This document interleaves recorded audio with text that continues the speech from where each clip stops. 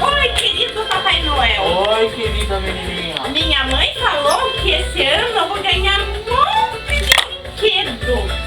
Todos bem caros. Começando por um carro, uma casa e milhões de dinheiro. Calma, querida, Tecinha. Eu tenho um presente que você vai gostar. O que será que eu vou gostar? Por favor, me dê o presente dela. Obrigado, tá? É uma caixa.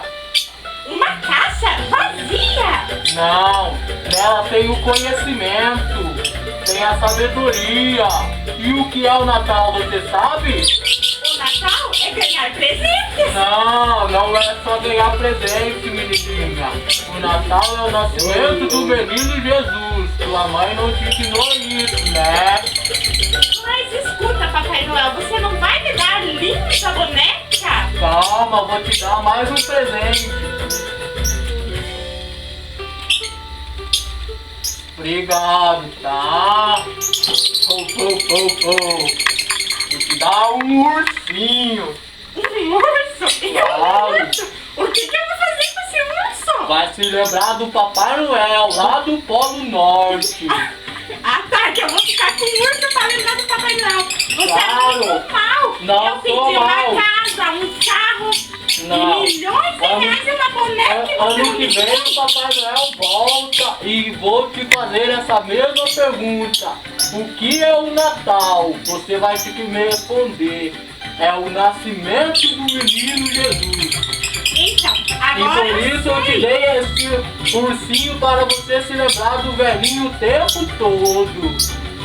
Então, mas agora você já me deu o urso, já me deu a caixa que diz que tem conhecimento, coragem, sabedoria e fé. Mas Conhecimento e vai meu ter. presente? Você saber usar. Se eu saber usar. Dá mais um outro presente.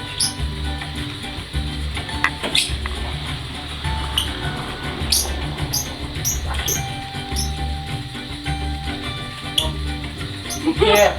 O que é?